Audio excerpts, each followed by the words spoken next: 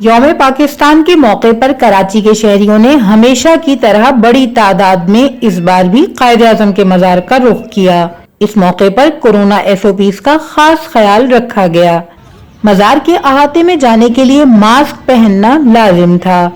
کئی بچے قومی پرچم تھامے ہوئے تھے، جبکہ دیگر نے اپنے چہروں پر پاکستانی پرچم پینٹ کرایا ہوا تھا۔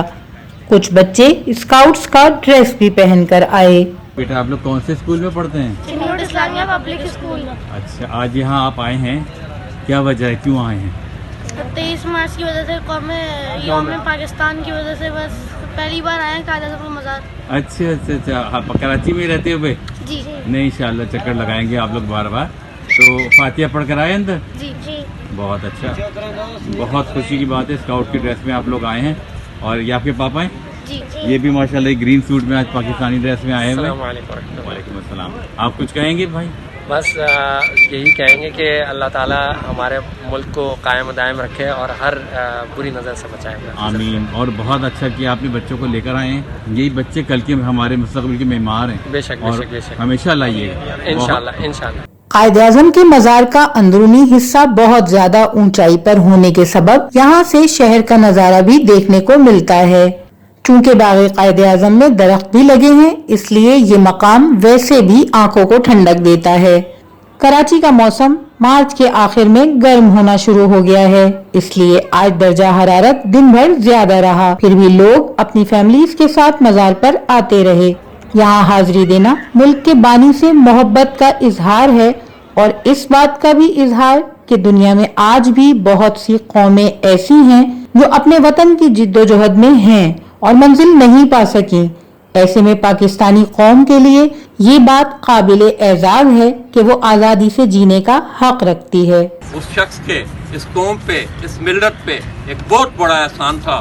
اللہ تبارک و تعالیٰ ان کی قبر انور پہ کروڑوں رحمتوں کا نزول کریں، اور ہم لوگوں کو اس ملک کو حاصل کرنے کے جو مقاصد ہیں ان اصولوں کو اپنانے کی ضرورت پیش ہے کہ جو نظریہ ہمیں علامہ اقبال نے دیا، قائد نے اس کے لیے کوششیں کی، اور آج ہم بحیثیت ایک زندہ شہری کے دوستوں باتیں بہت ہیں۔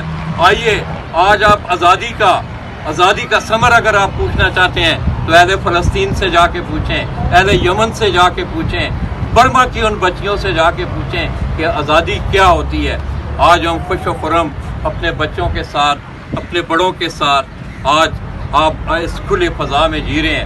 کیا ہم نے کبھی یہ سوچا ہے؟ نہیں۔ تو یہ سوچنے کی ضرورت ہے۔ باقی رہی 70 سالوں سے آپ دیکھ رہے ہیں کہ اس ملک کے ساتھ جتنے بھی کھلواڑ ہوئے ہیں، میں سمجھتا ہوں اس پاک دھرتی کے ساتھ جس نے، میں ہوں یا میرا ایگزیکٹو ہے اوپر بیٹھا ہوا، درمیان کے جتنے بھی معاملات ہیں، جس نے اس ملک کے ساتھ کھلواڑ کیا ہے اس کو وہ ایک مخالفت عمل اس کے ساتھ ہوا ہے، اس کی سزا اللہ نے اس سے ضرور دی ہے۔ ہماری دعا ہے کہ بحیثیت قوم اللہ پاک ہماری رہنمائی فرمائیں، ہمارے جو بڑے ہیں ان کی رہنمائی فرمائیں۔ مزار کے احاطے میں جانے کے لیے جوتے ایک مقام پر جمع کرائے جاتے ہیں، جہاں آپ ٹوکن لے کر اپنے جوتے کیبنٹ میں رکھ دیتے ہیں۔ مزار کے اندر داخل ہوں تو چاروں طرف بڑے دروازے ہونے کے سبب یہ بہت ہوادار جگہ ہے۔ لوگ یہاں آتے ہیں اور فاتحہ خوانی کرتے ہیں۔ قبر کے عین اوپر انتہائی خوبصورت فانوس موجود ہے۔